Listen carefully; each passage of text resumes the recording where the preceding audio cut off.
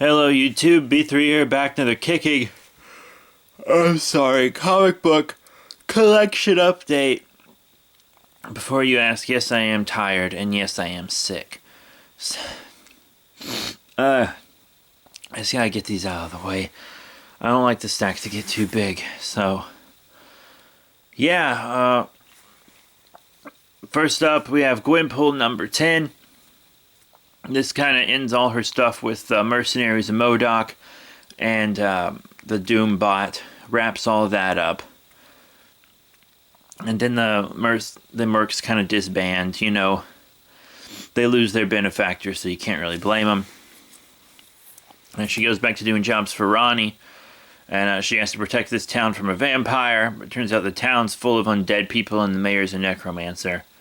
And the vampire she's supposed to defend it from is actually a half-vampire, aka Blade. She convinces Blade to lead because these people are just living their ordinary lives. But it turns out they're actually not. The reason they're staying alive is they're sucking the life out of the children of the town. So she had to call Blade back. Pretty funny book. I really like Gwenpool. Next issue, I think she teams up with Deadpool, so we'll see how that goes. Mighty Morphin Power Rangers number 11, we get the identity of Lord Drakon, or whatever his name is, I don't remember, I'm sick. It's like an alternate dimension, alternate future Tommy or something that's Green and White Ranger. It's pretty awesome. I love this book. This might be my favorite, it's definitely one of my favorite titles I'm reading. I really liked it. Dropped Avengers, by the way, like I said I would. I'm not going to read that anymore. And then we have Spider-Man number 12, the beginning of Sitting in a Tree. Goes to Spider-Gwen's dimension to find his dad because his dad's gone missing. And of course Spider-Gwen helps him out, and he's telling his buddies how they ended up making out and everything. And in this part, they find his dad, but it seems to be the Spider-Gwen Earth 65 version of his dad. This is of course Spider-Gwen number 16, which is Sitting in a Tree part 2. Then we have Rick and Morty from Oni Press, pretty good, issue 22. I really like this title as well. I didn't feel that coming. But, excuse me.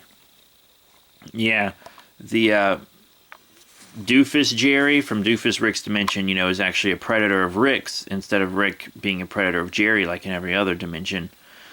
So he genetically alters his pheromones to be poisonous to Rick's, which is pretty crazy. It's a good arc so far. I'm really enjoying it. And then we got some DC Batman here. Issue 15, which is part 2 of Rooftops, which is just a little 2-part story. Catwoman does get away from him at the end. This is exploring their relationship a little more. She gets away from him, so she's on the run right now. He's not really crazy about chasing her because he knows she's innocent of whatever she did, which I guess was in Batman Eternal, which I haven't finished reading, even though I have the graphic novels. Then moving on to Batman 16, I Am Bane Part 1. Batman tells Nightwing, Robin, and Red Hood to stay out of Gotham because Bane's on his way, and Batman only has 5 days to cure Gotham Girl and keep Bane away from Psycho Pirate. But of course they don't listen, and it ends with a panel that's supposed to look like all 3 of them being strung up in the Batcave by Bane, but of course that's not going to be the case. I don't know what the case is going to be, but it's not going to be the case. Then we have My Little Pony, Friendship is Magic, number 48. Beginning of an Accord story, where Discord kind of uses the magic of a comet to change his nature so the ponies will like him more.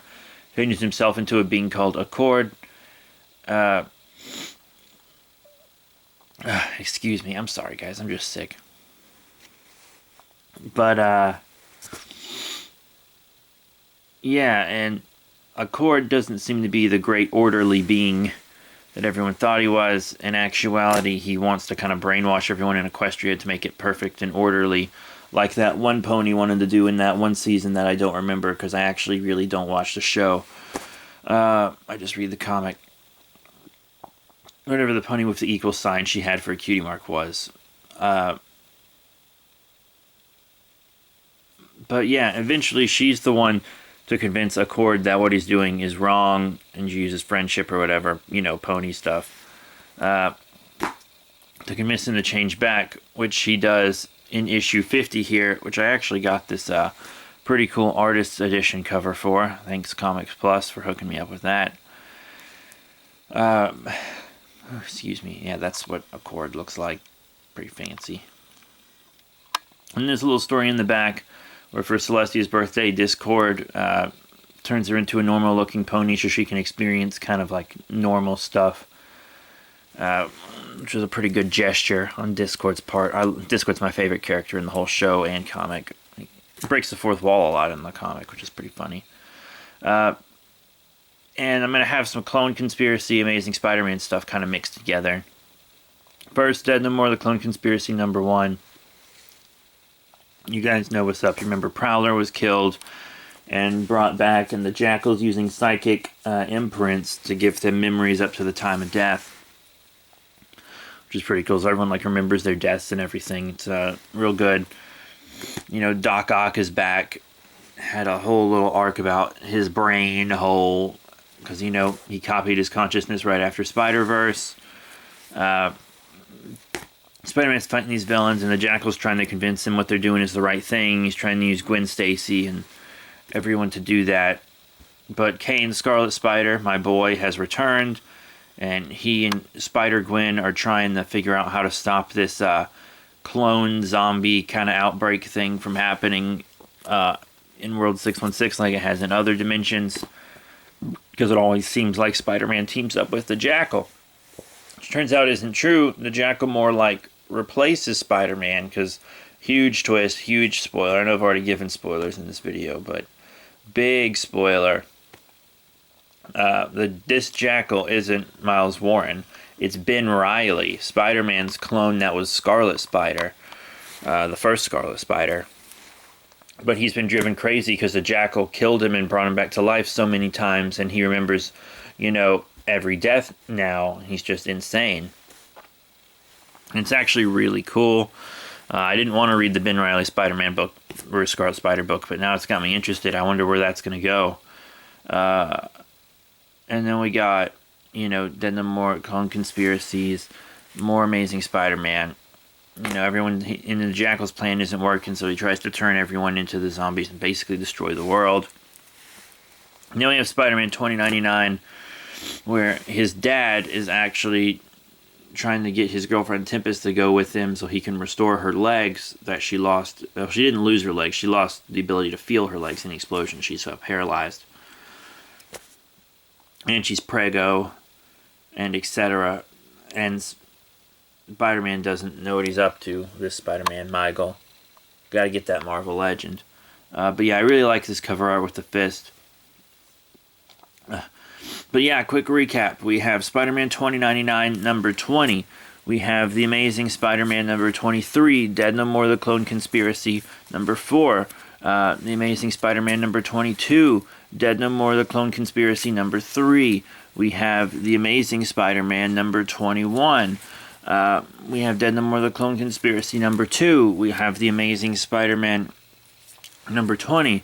Dead No More, The Clone Conspiracy, #1. My Little Pony, Friendship is Magic, issue 50. MLP FIM 49. MLP FIM 48. We have Batman 16.